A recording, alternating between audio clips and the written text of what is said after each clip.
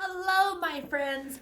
All right, my friends. So this week we're taking a brain break. Miss Wiggins has to make the report cards, and then I'm going to be doing a parent conference with your parents to let them know how amazing you guys have been doing with your distance learning.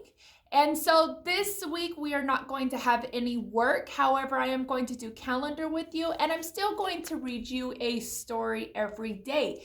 This week, we are going to do the theme of sharing. So in the classroom, we would have actually have made soup in the classroom, and in a minute, you'll see why it's soup. So that we would all share something to put into our soup, and in the end, when the soup was ready, we would all eat the soup, and this story will explain how awesome that activity is. So I highly suggest at home you guys doing this activity, which is everybody brings a piece of the soup that they think will make that soup taste good, and you all put it inside of that pot, you let it boil, and then you guys all eat it at the end. And the original story is called Stone Soup, and it's a long story and it's a little bit above this age groups. But in essence, the story was about soldiers who were done fighting the war, and they were really hungry and really tired, and they came into a village that was poor, but not all the way poor, but the people were very stingy, which means they didn't like to share. And so when the soldiers who were hungry and tired came into town, they closed everything up and acted like nobody was home. And so when the soldiers were knocking at the doors, nobody would help them. So the soldiers came up with a plan of called Stone Soup. And so they picked a stone off of the ground, and they said they're going to make stone soup, which was literally a stone, a rock in water.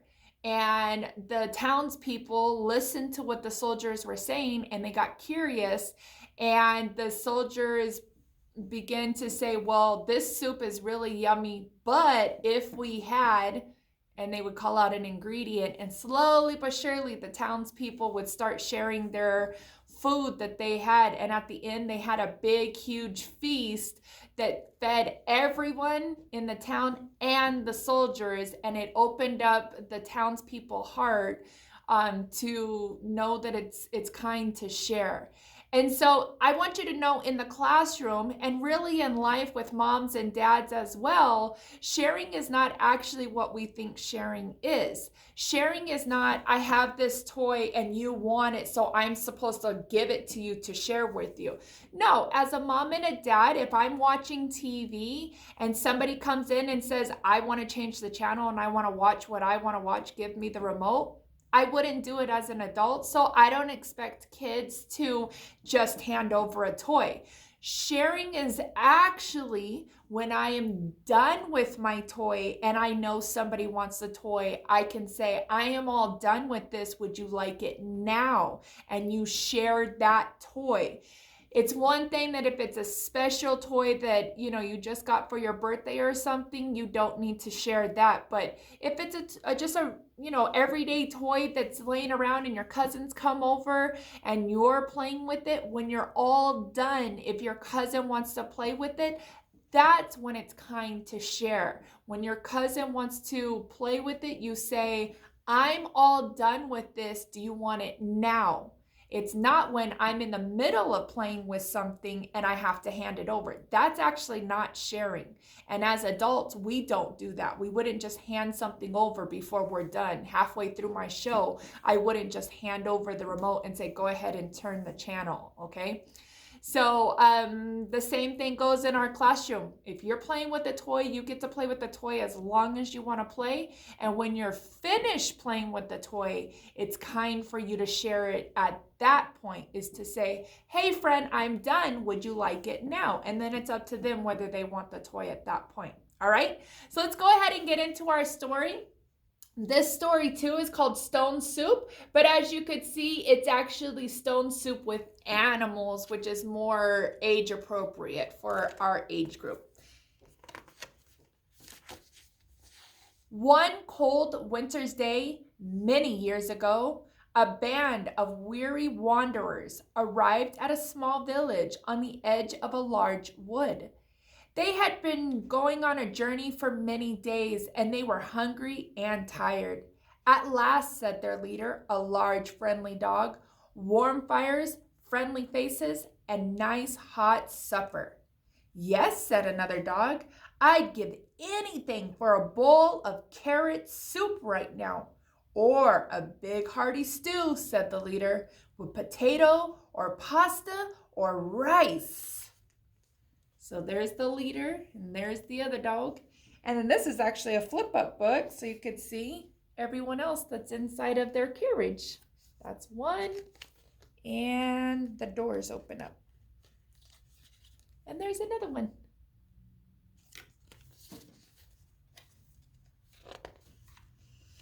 As they started to unpack their belongings for the night, they noticed that the village was very quiet and seemed empty.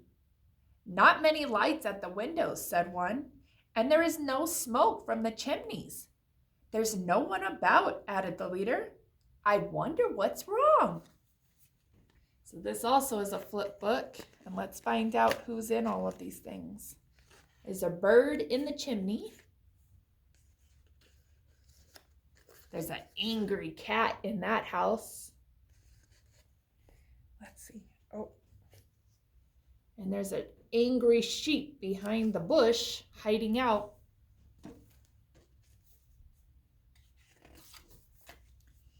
They started to put up their tents, but before long, the door of one of the cottages opened up and an old villager came out.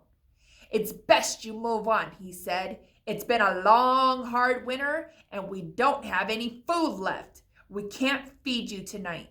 We can't even feed ourselves. One by one, the other villagers came out of their houses. We are poor, one said, and hungry, joined in another. We can't offer you food. Be on your way. Be on your way. Look at all their angry faces. Got in the cat's purse.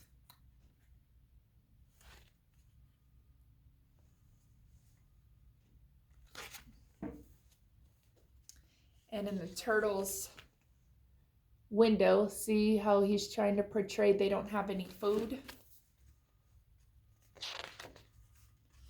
Don't you worry about that, said the leader. We're going to have a hearty stone soup. There will be enough for you too, if you would like. I've never had stone soup, said the old villager. Is it good? Good, said the leader. It's the most delicious soup you will ever taste. It's hot and tasty and filling. All we need is some wood for the fire. Well, answered the villagers, we may have a little wood in return for a bowl of your most delicious stone soup. Look at all that wood they have. They said they have a little bit, but look at all that. That whole storage unit has wood. Before long, the wanderers had built a roaring fire from the wood the villagers had found for them. They put a large cooking pot on it and filled it up with water, and soon it was boiling. The villagers came out to stand around the fire and held out their hands. It's good to be warm, they said. What a good idea to put all our wood together. The leader reached into the cart and pulled out a bundle. He unwrapped it carefully and revealed a large stone. Is that it? The old villager asked. It looks like an ordinary stone. Have we wasted our precious firewood for that? This is no ordinary stone, said the leader. It's a stone for stone soup. And he dropped it into the boiling water. You want to see it? You tell me what you think. Does it look like a regular stone or does it look special?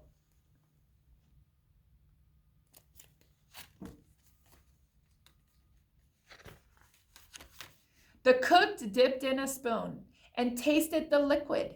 Is it good? The villagers asked him eagerly. Not bad, he said. but it needs a little salt. He turned to the leader. Do we have any salt?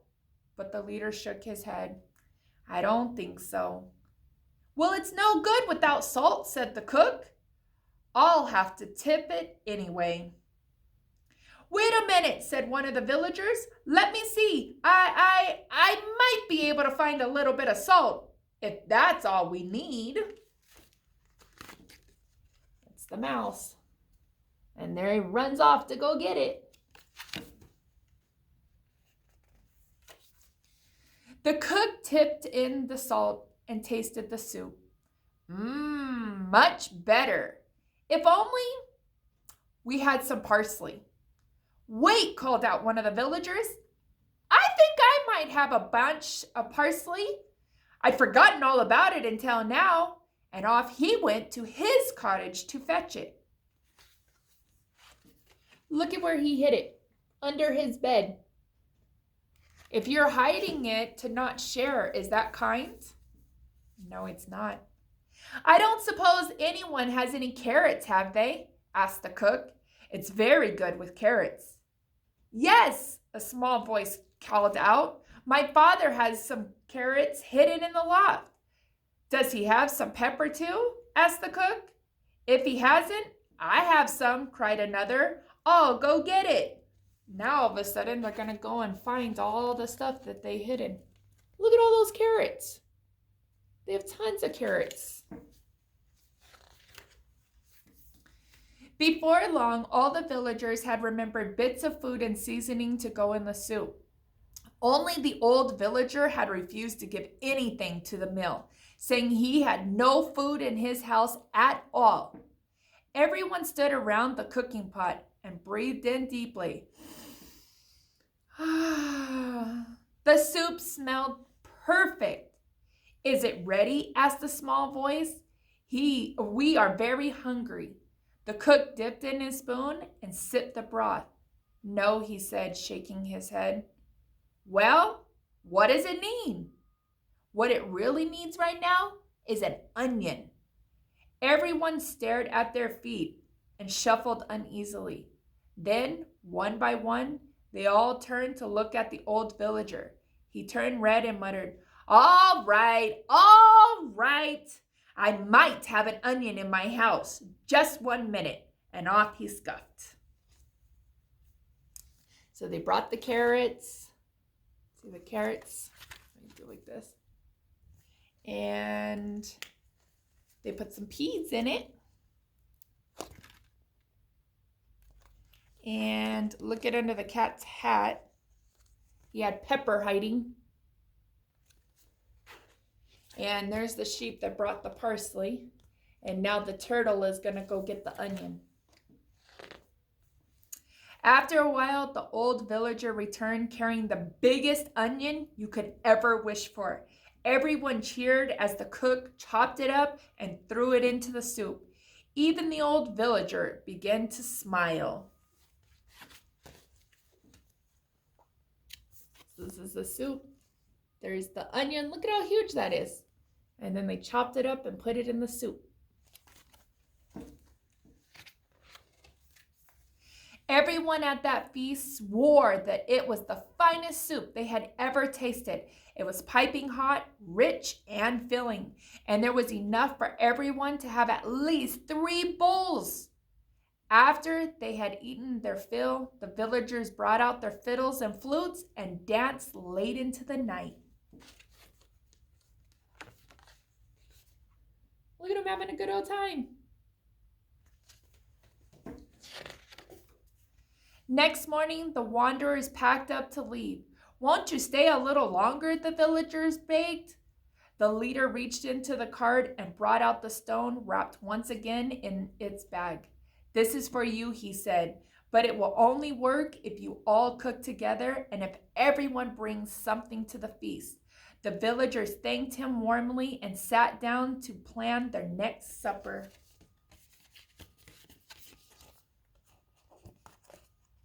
There's the stone. Remember, it was in the pot and they cooked with it, and he's going to give it to the villagers. The wanderers finished their packing and set off towards the next village. Once they were out of sight, the dog bent down and picked up another large stone at the edge of the path, just in case, he thought to himself. It is just a regular stone. And there they are. They're all on their way to the next village.